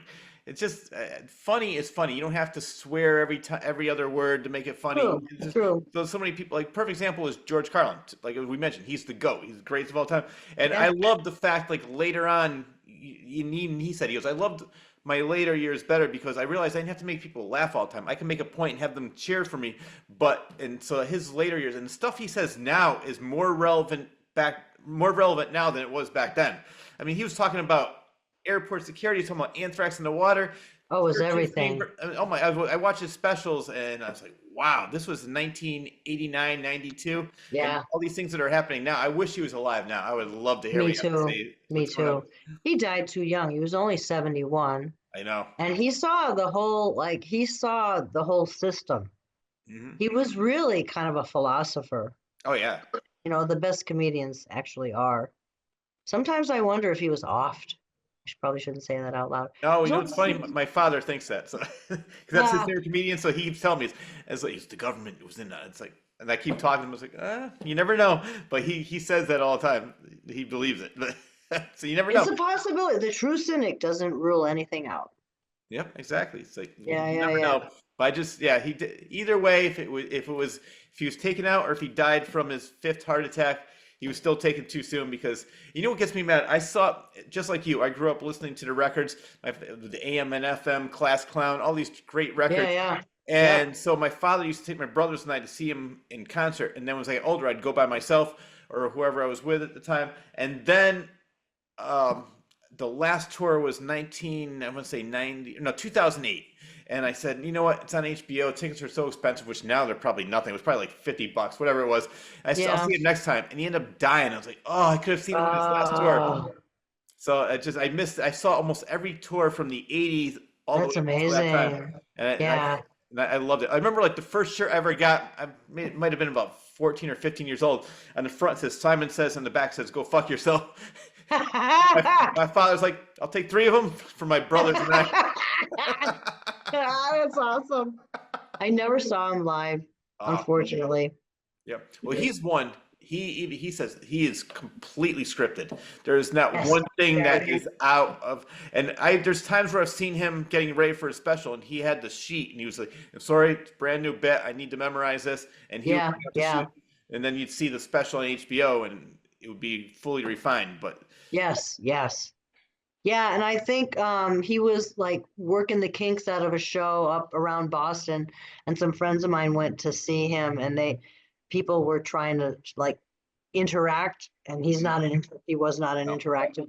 He got really pissed. I was like, well, I wouldn't want to get that guy pissed no, off. no. He's an artiste. Yes. And somebody made a great point too. They said when you see him on stage and he does his act, the way he says it with his facial expressions, he's hilarious. But if you just read his words, it's a great essay, and it's true. Right. Yes, it's true. I mean, I have a couple of his books. Yeah, brain He loves dropping to type write. act. He always loved to write. Yeah. So, Well, that's the sort of thing. Like 'cause you mentioned that, and I was thinking about him when you were saying this because he said he would write. Because I read his autobiography, and he said he would write things, put them in there, and then like maybe sometimes a year later, he'd say, "Oh, I got to insert this in this bit," and then it would take him forever to put a bit together. And I want your opinion on this because this is what I used to get mad at with comedians. Because you got to do a new set every time, it's like, how can you ever make a bit funny? You have to keep doing no. it over and over and over and over again. Just editing this, retooling this, making this better, maybe changing the order of things instead of just like, oh, let me just do a new set. Well, everybody's heard Yeah. it. No, the same open micers that are here heard it, but people when you're doing shows haven't heard it yet. So I Right. want to make it the best I could get it to be. So did you have similar situations where people were saying, oh, you got to try new stuff? And you're like, no, I want to refine this and make it as funny as it can be. I guess nobody wanted to have that kind of conversation with me, but I did notice that people were always, trying new stuff. But one of the things that I learned, and I learned from like the best really established people, was that you don't just, turn things over. You have your basic jokes, your core jokes, and as a writer and a new comedian, you're probably not going to have more than 5 minutes of solid working jokes Yep. after a year, and pretty much bank on about 5 minutes each year after that. And it's going to vary for people, but why would you just throw everything away? I found like the jokes that work best for me, I've told a zillion times, Yeah, yeah. and they're in your blood. And so that's part of your comfort with those jokes is part of what makes them work. So you shouldn't turn things over so fast. As soon as you have something that works, keep it always use it. Just keep building on it. Yep. No, exactly. That's how I was too. And it's funny. I don't remember the joke, but I remember you had something about a polar bear. I don't know why. I always remember the polar bear I joke. was thinking about that polar bear joke today because somebody said something about a polar bear. They shared it on social media, and I remembered how much it was such a sick joke. And I tried to tell it out loud to myself today. I said, it's not funny anymore. It's just not funny anymore. The polar bear joke. It was about it basically I said, you know what? Polar bears, they're not really white. They're like yellow and brown. From pissing and shitting all over themselves for years. And they're miserable. They're losing their home. They're mean. They would eat you. You know, if you saw a polar bear, I say, fuck you, polar bear, have a good swim. And you loved that joke. Yeah. Oh, nobody else did, just you and me. That's all you need. I'm a one-man audience. That's all you need. I loved it. Oh, that's funny. Because it's funny, because what reminded me of that was because not too long ago in the Facebook memories, I remember taking a picture of a polar bear and it said it had your name attached to it and said, Joanna, look what I ran into. But that was always I liked that. I always really appreciated how you liked that sick joke. It was oh a yeah. sick joke.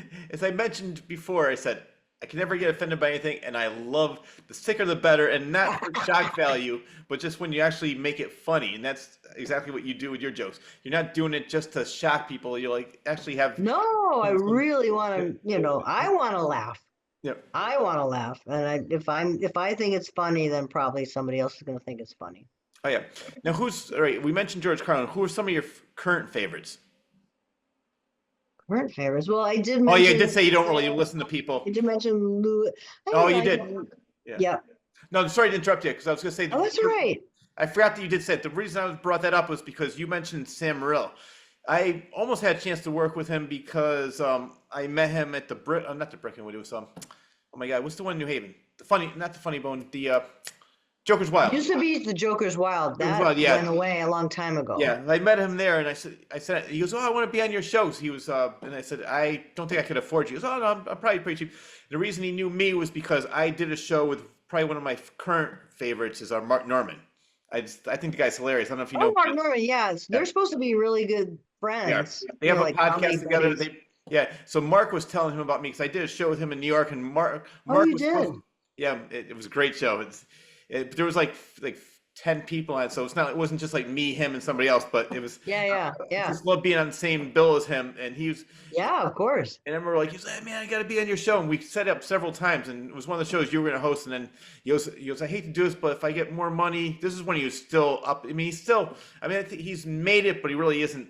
He didn't break that next level yet, but I think he's getting there. But this time he was just getting to the point where he was like getting more and more shows, and he goes, I don't mean to be an asshole. I said, no, I completely understand. And then he canceled like once or twice before for me, but he and Sam were two of my favorites. Yeah. No, he's great too. Yeah. And I mean, I don't know at what level any of these guys are. I see that Sam is touring like all over at least the country. He might even be doing international.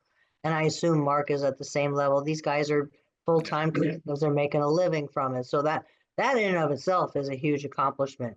Whether you end up like the Taylor Swift of comedy, and that's not really possible.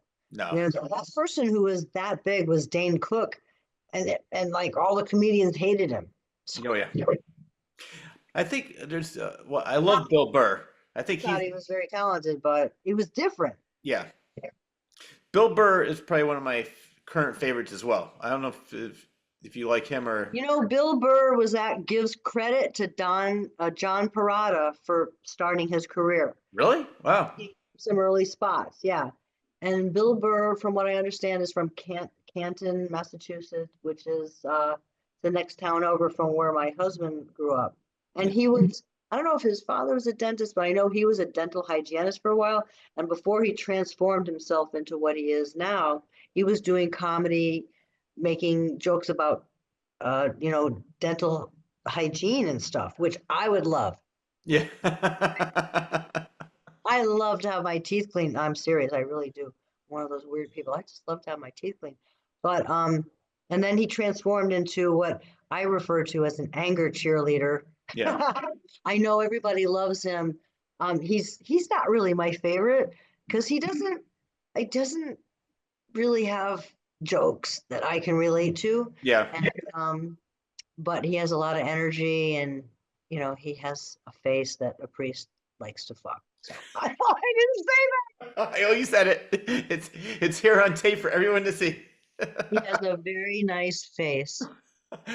Well, the reason I brought him up was, I mean, I do like him, but also now he's one of the few comedians that just sold out Fenway Park recently, so he's playing. Yeah, So most he's comedians killing can't do it. that. He's on that level that you can't even imagine Yeah. how someone gets there. Another The one of my priests. favorites, and I just love because he's like the king of misdirection is Anthony Jeselnik. I just love his comedy. Yes, yeah. He's hugely misogynistic from what I recall, but Well, I whatever. don't. That's his act though. Like it's sort of Yeah, like that's his Dice. act. Yeah. Okay. But Dice, like people who said Dice off stage is a completely different guy, and that was his character. I think Anthony I'm Jeselnik. sure. I've Yeah. seen him in interviews, and he's like really quiet, down to earth, and he just. But a lot of comedians hate him too, because I guess he makes a lot of comments about different comedians, and there's a lot of jealousy going on with back and forth. I see these different YouTube clips, but who knows? I think he's funny.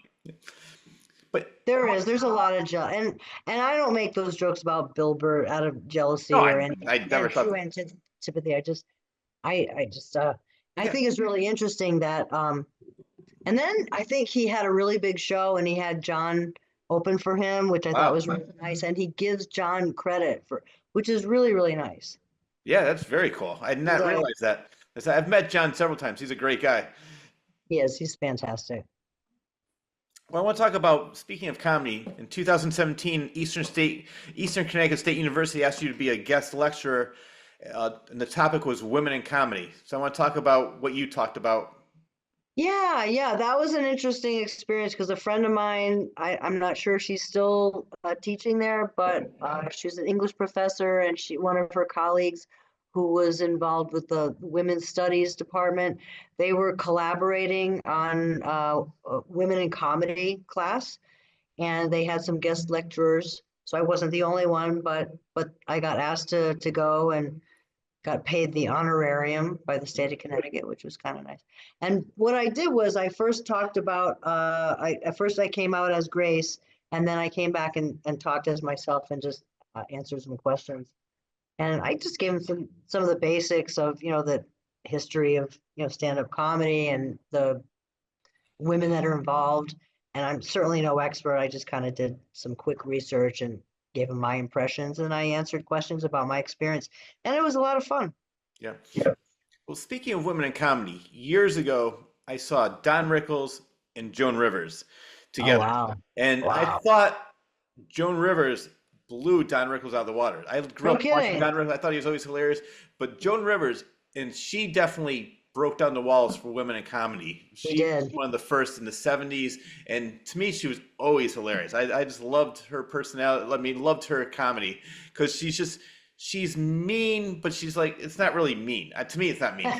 She, like when she did that show where she was reviewing people's dresses and everything. She's just Yes. people get so pissed off about. I'm like, come on, she's a comedian. Don't take everything so personally. But just her comedy is just, I just love that. So for what did you mention her and different comedians like that sort of broke the walls down for women in comedy? Oh, for sure. Yeah. I mean, she was a trailblazer.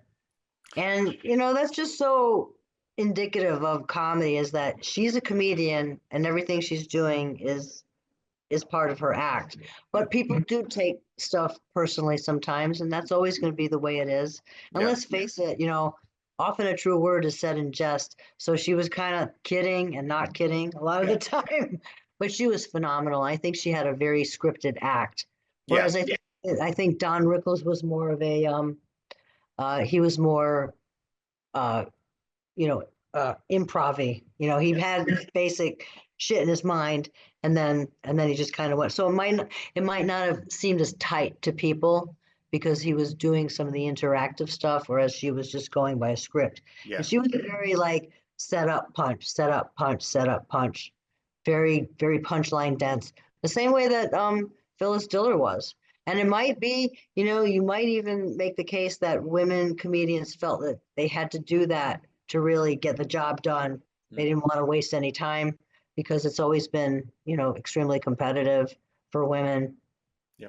and dominated by men. Yeah. So Well, that's what I wanted to talk to you about. Well, first I want to talk about Phyllis Diller because I did like her. I thought it was kind of funny and sad in a way is when she did the plastic surgery and looked better, her comedy suffered. right. People like the ugly Phyllis Diller, and then when she became prettier, they're like, you're not funny anymore. Even That's though a she good might tell the point. same Yeah. jokes. Because you make fun of her appearance and stuff. I don't know. I mean, I can't remember the exact tracking of her career, like how much that really impacted. She probably was so big by that point Yeah. that people, once a comedian gets big enough, they just walk on stage and people are kind of already laughing because they know it's going to be good. Yep. She was probably at that point already where she was never ugly or anything. I mean, No, not really. she just refined her appearance. She actually was supposed to have like a hot body is what I hear in the like, but she hid it with the Yeah. big chicken jackets and her funny little boots and stuff. But I'm big on that whole like let's wear something funny as the old lady because if I can sort of create some mirth just walking out on the stage and people are like, oh, that's funny. That kind of sets them up to think what you're going to say is funny. Yep. A little bit. Well, you brought up a great point, and I had an idea for a reality show, and I would love to see how it would work because you mentioned like these comedians that are already established. People are already laughing before they come out, and even Jerry Seinfeld said one time, he goes, "Can I tell a joke first before you start laughing?" And I always want my idea for a reality show was I wanted people, established comedians, to tell our jokes and see if they get a laugh, and then we could tell their jokes exactly how they want it to be said, and see if people laugh at our jokes, saying, "Oh, these guys they're not comedians. They're just like a bunch of open micers," even though we're telling their jokes, and then they're going to tell our jokes just the way we would have told it, and see if they get a laugh just because they are who they are. Right. That's an interesting concept. You got to come up with a name for that, Rich. That's a really interesting concept. Maybe we could do it on Paul Santos Live. Ah, that's right. We could pitch it. Yeah, it's funny because I remember my mother saying to me a long time ago, her father, who was not a jokey guy, he was a very serious guy. He would sometimes say things completely seriously and people would just crack up. And he wasn't even necessarily trying to be funny, but you're right. It's just the way people deliver things. Yeah. Some people are just naturals at that. Yeah. Do you still think it's harder for women now to be in comedy? I think it's kind of getting harder for women to do a lot of things these days. We're having some regression. We won't get into that. But I think that it's probably 6 of one, half dozen of the other, because the biggest bookers and the biggest shows, it's really male oriented. There are some big females and there's some big producers, but just like everything, it's probably more skewed towards males. But there's also more spaces in the industry for women to perform. I see this a lot of times that there'll be shows where they just want LGBTQ and women. Mm-hmm. And that makes, that kind of makes other people feel like closed out. But the only reason they're doing that is because those people haven't had as much of an opportunity. Yeah. So I think with comedy happening in venues, it's not just comedy clubs anymore. The opportunities are there for everybody if they just know where to look. A perfect example is Nikki Glazer. She's definitely making the most of her opportunities that she's gotten lately. Right. She's phenomenal. She's a veteran. Oh yeah. Yeah. She's another one. It's like the 20-year overnight success, where I've heard that name for years, and I think I've actually seen her. I think she was an opener somewhere. I can't remember, but then all of a sudden, bam! She did that Tom Brady roast, and Right. all over the place. That was amazing. Yeah. She was the high point of that. She was. Definitely. But she also started very, very young. Mm-hmm. So probably I think in college or maybe even high school. So she's got that. She's so seasoned. Well, she still looks reasonably young. Yeah, it's similar to Gilbert Gottfried. He started when I think he was 15 years old. He said he wasn't even old enough to be in the clubs that he was in. Yeah, right. But I have a friend who's up in Albany way that's worked with him a few times, and they came down and did a show at the Comedy Connection in East Providence a few years ago. He was right. It was probably right after they started getting audiences together after COVID, and that was really good. But he was actually quite frail by Yeah. that. I met him several times, and it's funny, just like we talked about with some people, like they're very, very shy. He is extremely shy. Yeah, Talking to yeah. him on stage, he is nothing like his character. And that's why Oh his whole yeah. stick of him closing his eyes like this was because he was so afraid to look at the crowd. He said That's a his riot. he said his every time before a show, he'd be like, "Please let there be a flood. Please let the club be on fire. I just don't want to go on stage. I hate this." But he was. I like his sense. He's definitely an eclectic taste where it's just like, not everybody's gonna like him. But I always thought he was Right. funny, and he would He just made a basically career tell. for himself. Yeah. Yeah, basically his whole thing was telling these old jokes and inserting whoever was there. Yeah, he was a character. Yeah. And I used to love his podcast. Speaking of podcasts, it was all about and actually not movies. It was about like actors and things like that, and the stuff that I grew up on in the '60s and '70s, and I love that. And so there's so many great guests that he used to have on this show. And then I'll have like to check that out. I didn't know he had a podcast. Oh, I'll yeah, have to check that out. yeah, I'll send it to you. It's like it was right up until his death. I didn't even know he was sick until I was like, oh, I think a lot of people didn't know, is my understanding. Yeah. yeah. Well, I want to talk about another thing too. Is I don't know if you do this anymore, but I remember this, and I was actually a part of one of them, and I'm gonna maybe pronounce it incorrectly. It's called Rangeley Moose Droppings. What is that? Oh, that was my blog. Yeah. It is my blog. That's the blog that I kind of started around the same time as got some red flashing lights in here. Every once in a while, Your ride has arrived. Yeah, no. Just another raid. Oh my Call this God, you another, never know. just a regular Hello. Sunday at the Raposa Yeah, household. right. So Rangeley is a town in Western Maine, Ah, and that's where we go up to vacation sometimes. It's very peaceful and mountains and lakes and stuff like that. So that's what I just decided to slap that name on my first blog, Rangeley. There's a lot of moose up there, droppings, and that's actually a tip of the hat to a book that George Carlin wrote called Brain Droppings. yes. So it's just a blog with I kind of dump jokes there that I either will never try on stage or might try someday. I just want to see how it works. I don't think anybody really reads blogs anymore, but No. I do get some traffic here and there. It's a good outlet.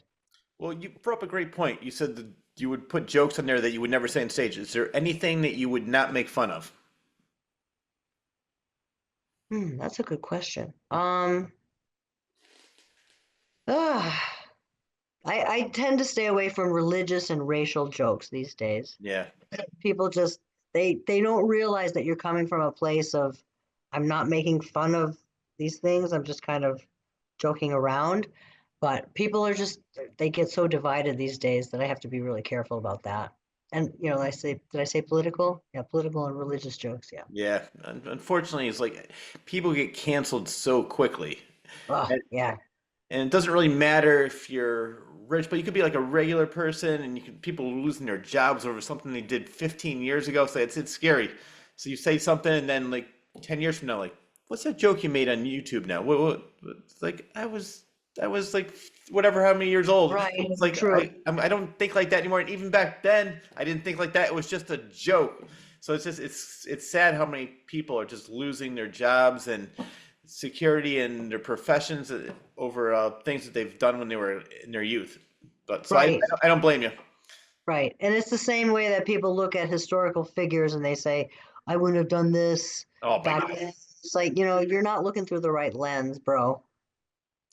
Oh, exactly. People are like, oh, if I was during that time, I'd say, stop Yeah. doing this. Like you would Right. be doing Okay. exactly the same thing.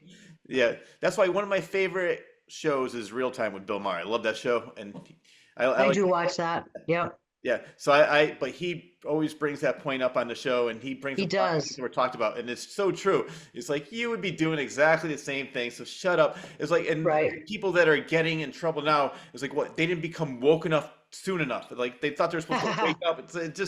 It's sad how people are.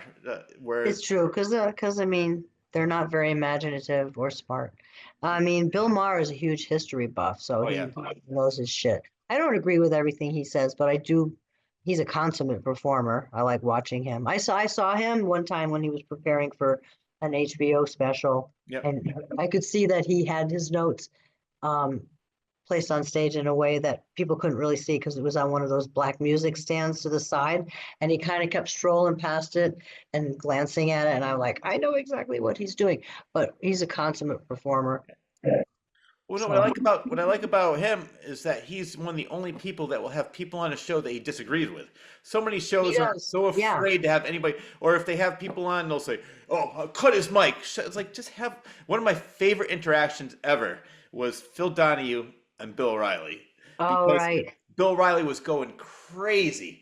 And Phil Donahue just sat there quiet. He goes, "Just because you're loud, Bill, doesn't mean you're right." And that set him off even more. He goes, "Let me say it, just because you're loud." And I love that line, but that's why I love Bill Maher. Even if I disagree with him, he's on there talking to people who don't agree with him, and he doesn't have to scream and yell. He can make his point across No, and just say, "This is why I think like this." And I love that because so many people, even on shows that I do like, they will never have anybody that they disagree with on no, show he does a because- good job with yeah, that. And we need to keep the lines of communication open. I agree. exactly. Yeah. Right. Well, there's another thing I want to talk about to move on from that because I agree with everything you just said about that, and I know why you would not do that because of the times that we're in. But there's something called Joanna's Substack. What's that? Oh,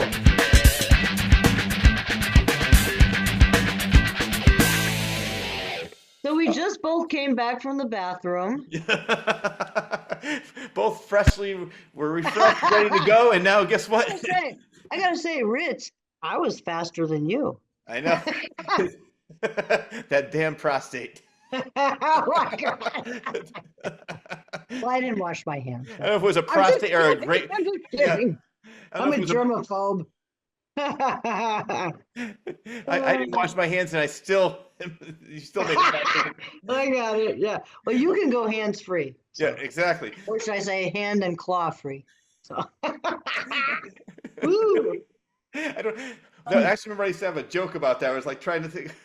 I made me a joke about like I broke this hand, and I said trying to wipe my ass, and I was like, I remember I was dragging my ass across the straight stage like a dog or something. Oh yeah. Then I Oh, caught they it. call that sleigh riding. Like one of my cats used to do that.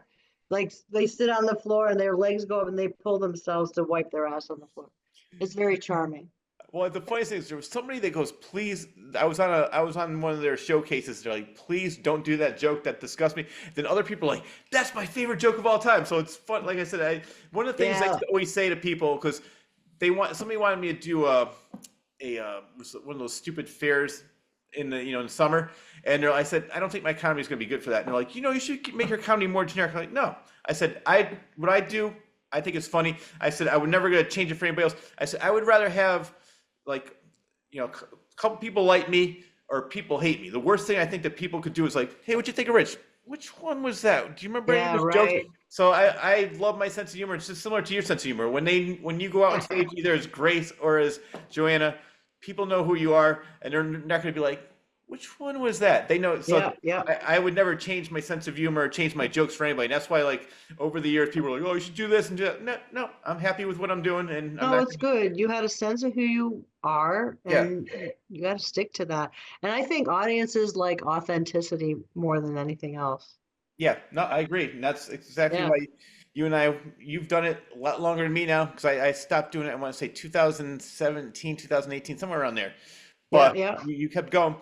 So we're gonna have you back on the show again because I do want to meet Grace. That'd be great. Yeah, that'd be absolutely fabulous. But the last thing before you go, right before the bathroom break was Joanna's Substack. What is that?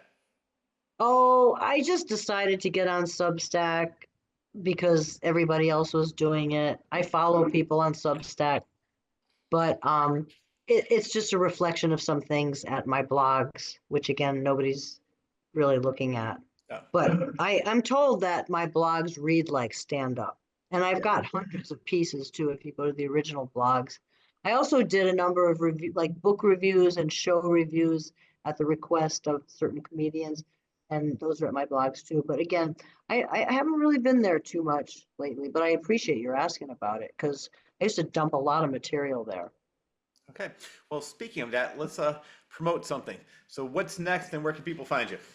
What's next? I do have some really cool shows coming up. I have a John Parada show, John Parada's Comedy Factory show coming up in North Kingstown at the Carriage Inn with actually Big John is on the show himself, which he's not always on all the shows. So that's going to be a lot of fun, as well as we got the Prince of Mystery, who's awesome, and Charlie Hall. These are like iconic Rhode Island performers. That's March 8th. People can look at my Facebook where under my profile picture, I just list all of my shows. I've got a benefit in Manchester, Connecticut coming up with Max Dolcelli Oh, and um, when's that? and Vince McElhone. I don't even know who it's for because I haven't gotten the material for it yet, but I know it's at the Manchester Country Club and I have some people out that way. Um, let's see. And then a few other, we have a new producer. He's not new, but he's really hitting it hard all of a sudden. His name is Joel Davis. He's a former wrestler. He was on Jerry Springer. He's a great guy. He's producing a bunch of shows. Real Deal Conditioning is the name of his outfit, and I'm going to be doing some of his shows in Rhode Island and Massachusetts. Trying to think anything else. And then I've got the Paul Santos thing most Mondays, and I've got the Riot Act on third Thursdays up in Lynn with my colleagues Patty Punch and Danny Gill. And that's about it. Just like a few shows here and there and the regular things, and that keeps me off the street. All right. Well, Joanna, it was great having you on the show. It was so much fun catching up.